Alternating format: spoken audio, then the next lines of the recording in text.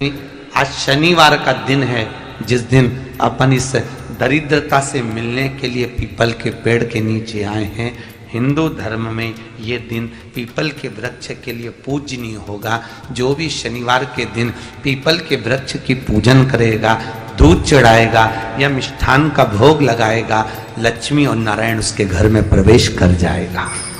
लक्ष्मी और नारायण उसके घर में प्रवेश करेगा। पुराण की कथा कह रही है कि दुनिया के सारे तीर्थ नहीं जा सकते, पृथ्वी की सारी नदियों में स्नान नहीं कर सकते, पवित्र नदियों में आप स्नान नहीं कर सकते, या किसी भी तीर्थ में जाकर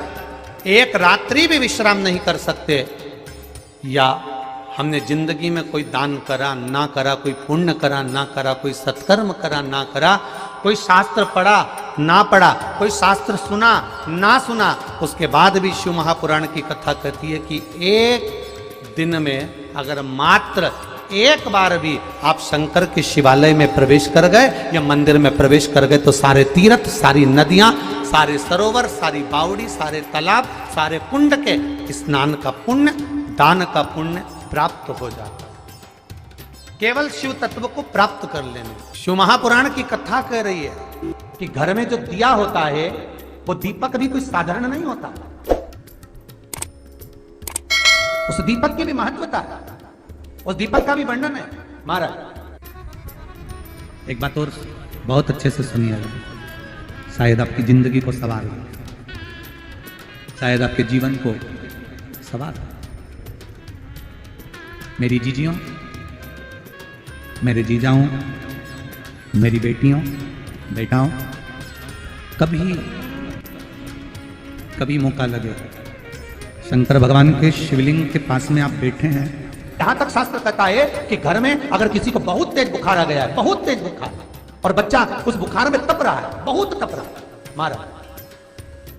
तुम जिस दिए में भगवान की आरती उतारते हो, जिस दिए से तुम भगवान की पूजन करते हो, कभी मौका लगे और आप पूजन करने के लिए गए,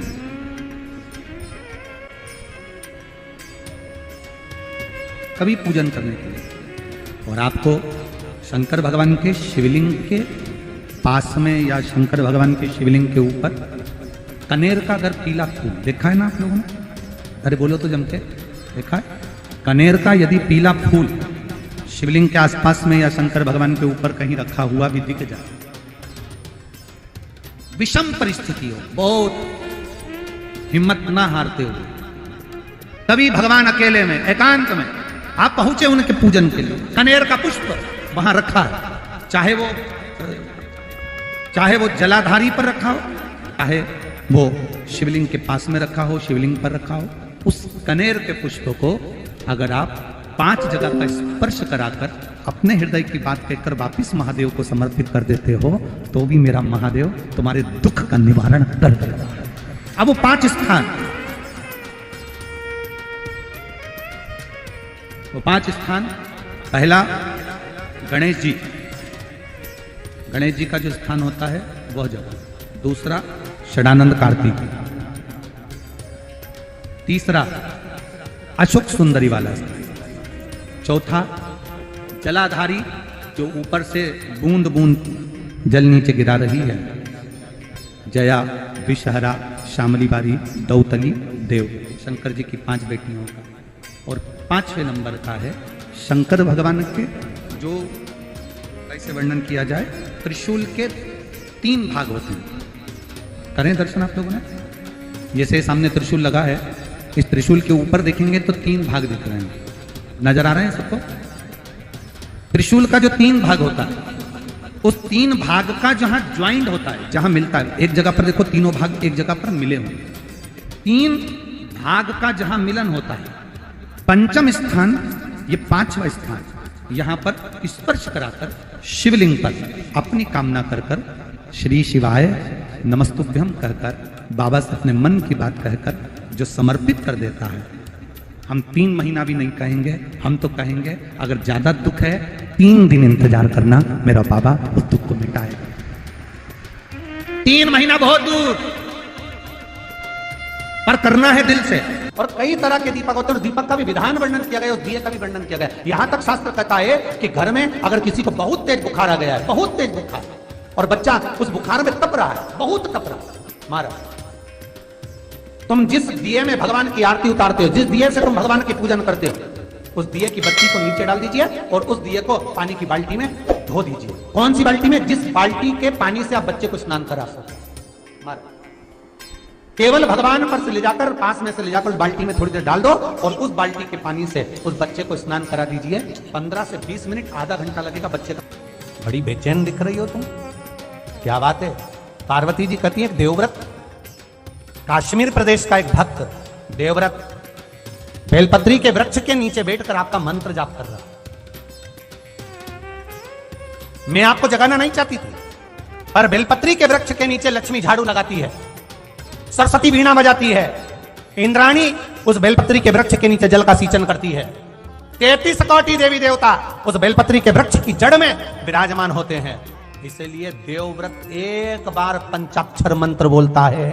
तो वो 33 करोड़ बार गिना जाता है, ऐसा बेलपत्री का वृक्ष होता है। बेलपत्री के वृक्ष के नीचे एक बार अगर भगवान का नाम लिया जाता है तो वो 33 करोड़ बार, 33 कोटि बार गिना जाता है। एक मंत्र केवल नमः शिवाय, ओम नमः शिवाय, ओम नमः शिवाय, 33 कोटि बार गिना है, 33 कोटि। इतना सुंदर लिखा है। फिर वही वाली बात आ गई जो पहले कथा में कहा, अपने लिए अच्छा वाला घी छाट के लाना, अच्छी कंपनी का लाना, और जब यज्ञ करने बैठे, पूजन करने बैठे, हवन करने बैठे, भगवान का कोई पाठ पूजन करवाई, पूजा वाले दुकान पे बोलना कि पूजा का घी चाहिए। तो वो पूजा का सामान बेचने वाला भी चतुर था, उसने पूजा का ही घी दिया। तो इन्होंने पूछा भैया ये घी कितने का? तो क्या 80 रुपए का? तो 80 रुपए का आधा किलो? तो क्या पूजा का है? भारत की भूमि पर इस मृत्यु लोक में, पूरे विश्व में ऐसे कई घर हैं जिनके घर में गुजारा करने के भी आफत, पहनने के कपड़े नहीं, किसी के यहां पर भोजन नहीं, किसी के यहां जमीन नहीं, किसी के यहां दुकान नहीं, कोई कोई पूरी जिंदगी किराए के मकान में निकाल देता है। नहीं, मेरा एक निवेदन है, इस कथा को जितने छत्रपति संभाजी नगर के श्रोता भाई बहन श्रवण कर रहे हैं उनसे निवेदन करूंगा, आप हाथ का ठेला लगा रहे हो, सब्जी का ठेला लगा रहे हो, फल का ठेला लगा रहे हो, धक्के की जिंदगी जी रहे हो, दरवाजे पर बैठे हो, कहीं ना कहीं तुम दास्य भाव की जिंदगी जी रहे हो, तकलीफ में जिंदगी जी रहे हो, बहुत दुख की जिंदगी जी रहे हो, बहुत कष्ट की जिंदगी जी रहे हो, उनसे केवल निवेदन करूंगा 3 महीने 2 जगह पर जल चढ़ाना प्रारंभ कर दीजिए, केवल 3 महीने। एक, शंकर भगवान के शिवलिंग पर, दूसरा